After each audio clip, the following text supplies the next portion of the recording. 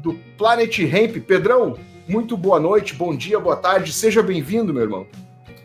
Obrigado, Marcelo, obrigado, Brody, obrigado a você aí, telespectador, ou seria ouvinte? Fica até difícil dizer hoje em dia, né? Nessa era da multitela, mas enfim, é você que está aí acompanhando esse papo legalizado no Desconecta. Boa. Obrigado. É isso aí, para esse papo não poderia deixar de ter uma erva, né, cara, pra gente poder falar sobre esse disco, né, cara? Eu tô com um chimarrão e punhos às 9 horas da noite.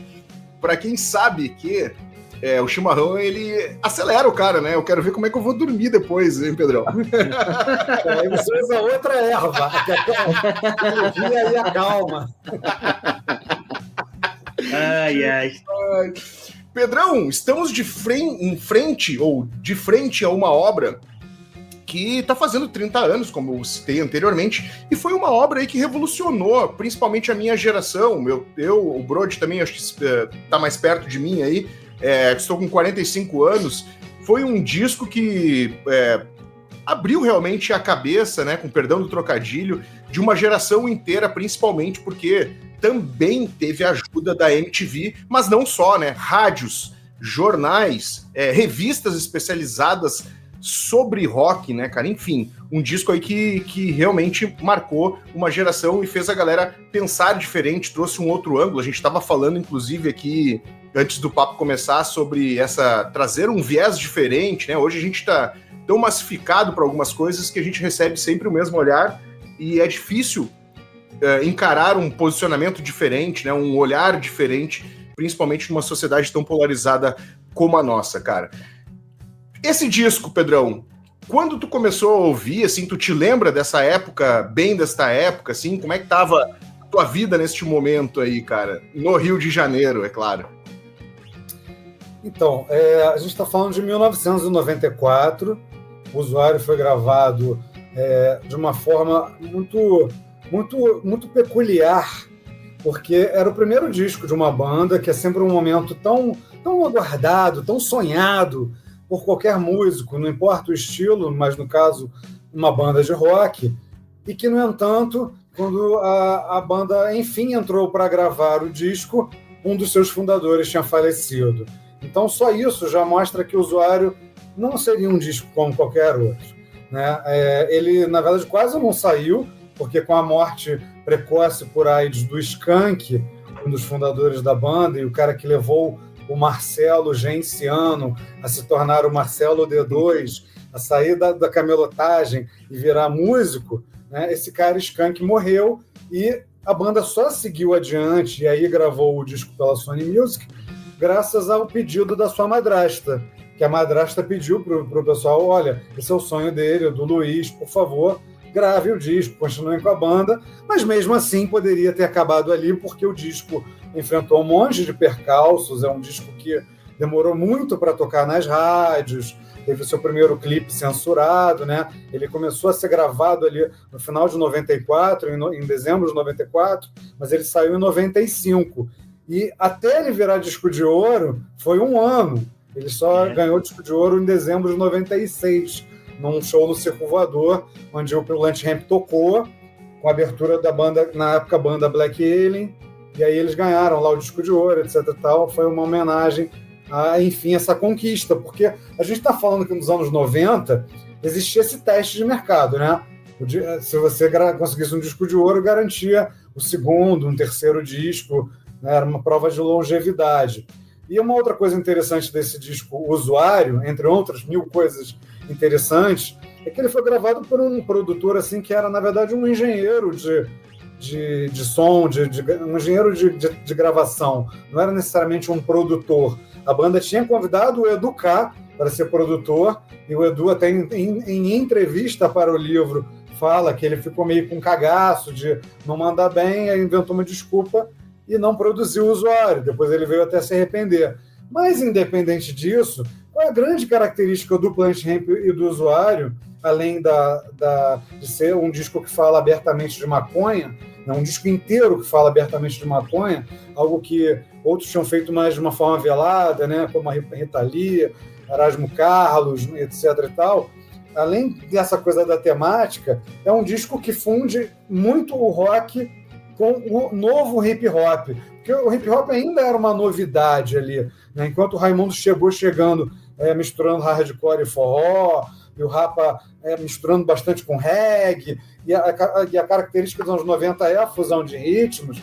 O Planet, ele traz uma mistura muito inusitada que traduz a própria composição da banda, que na verdade é uma dupla de rap, que é o Skank e o D2, só que só sabiam cantar, não tinham nem equipamento, não tinham DJ, não tinham nada, e que se juntaram com 3 musicistas roqueiros, instrumentistas de fato. Então, essa mistura que eles falam que é rap, rock and roll, psicodelia, hardcore e raga, é a melhor definição desse primeiro disco do Planet Hemp, porque você tem tudo isso. Você tem o Black Alien fazendo raga, né? Você tem a psicodelia, você tem o hardcore, um monte de música que é porrada.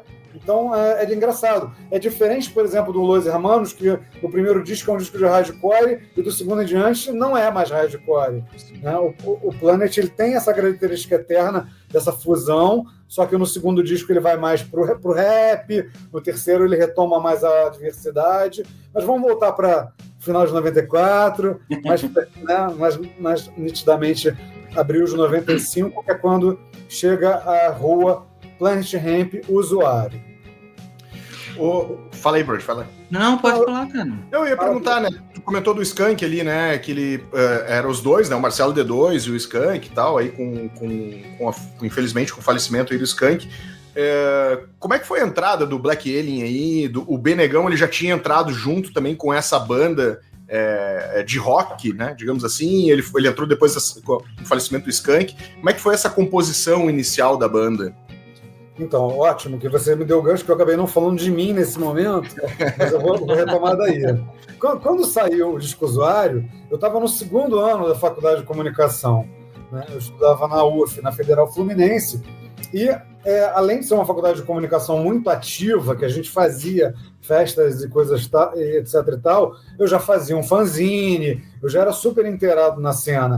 E existia um espírito realmente muito do underground, e os mais velhos sempre falam sobre isso, que era uma solidariedade verdadeira. A gente realmente torcia por todo mundo da cena. Torcia para o cara que fazia zine e virar um jornal, torcia para a banda ficar grande e fazer muito sucesso. A gente torcia todo mundo um pelo outro, né? E o Planet Hemp era uma banda muito peculiar, não só pela essa coisa sonora muito diferente, mas por ser uma banda dos maconheiros. Né? E afinal de contas, ali em 94, o maconheiro ainda era o cara freak da escola, aquele que você apontava o dedo, aquele ali é maconheiro.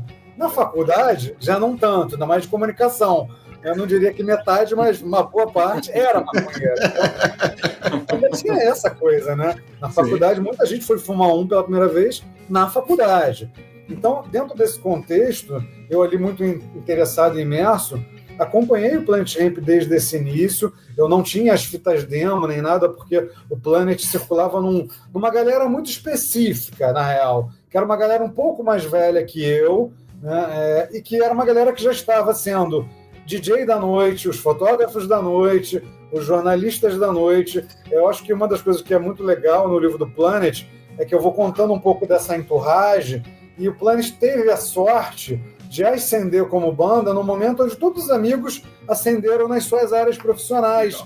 Então, os melhores amigos eram que faziam as festas, os outros estavam escrevendo nos jornais, os outros estavam tirando foto. Então, eles estavam muito bem assessorados naquele momento ali, sabe? E então é um pouco de sorte também, né? De você despontar num momento onde teus bons amigos estão bem posicionados. E um desses bons amigos era Elza Corren, a produtora do festival Super Demo, que usava-se esse termo, né, olheira. Na época ela era uma descobridora de talentos, ela recebia muitas fitas demo, e ela consegue fazer o selo na Sony Music, o selo Super Demo.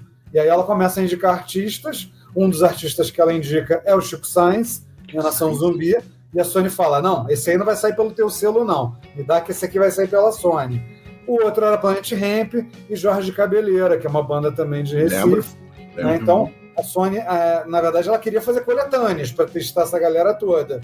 Mas a Elza conseguiu que o primeiro selo dela lançassem duas bandas com disco full, e uma delas é o Planet Hemp. E aí tem umas histórias muito deliciosas no livro sobre as negociações, né, com gravadora. Porque eram uns caras muito inexperientes também com relação ao mainstream, à indústria fonográfica. Então, tem uma das reuniões que acontece lá, que o Formigão chega bêbado na reunião, ele o Bacurau, porque eles realmente, é verdade, quando canta na música Baixo Lendário Bebendo Cana, ele era um baixista que tomava cana. E ele chega uma hora na gravadora, ele pede para ir no banheiro, e ele não acha e ele mija dentro de uma sala qualquer da gravadora. É com ele mijando, assim. Tipo Oswald Borne. E o Formigão, ele tinha tanta passagem com ele envolvendo álcool, dele beber muito, que ele virou Formijão. O Formigão vira Formijão. Porque tudo ele mijava, toda hora ele mijava em tudo. Tem uma outra passagem que eles estão negociando com a gravadora, e o Marcelo fala assim pro cara da Sony: então a gente vai fechar por um adiantamento, sei lá, de 10 mil reais e um clipe. Aí o cara aperta a mão dele na hora, assim, fechado. Aí o Marcelo fala, pô, depois eu falei, porra, me arrependi, mandei mal. Pedi pouco, sabe? Porque o cara rapidamente apertou minha mão e já aceitou, então mandei mal. E aí no segundo disco, não. Já tem empresário, eles negociam um bom advance, né? A partir do segundo disco já é outra negociação. Mas isso só para dizer que no Usuário foi meio assim, foi tudo meio capenga, sem produtor, eles mesmos fazendo, sabe? Do it yourself, né? Do it yourself, é isso. Eu acho que uma coisa legal para a gente pontuar e eu devolver para vocês é que, passados 30 anos do Usuário, o Planet Hemp conseguiu fazer um disco chamado Jardineiros. Então eu acho muito simbólico, porque o Usuário tem uma música chamada Não Compre Plante. Né? Então parecia muito utópico você falar, como assim? Como é que eu vou plantar? Em 94 não tinha internet, não tinha tecnologia para você buscar como plantar você por conta própria, sabe? E já cortando para 2020 alguma coisa, você já tem tecnologia e você já pode ser um jardineiro.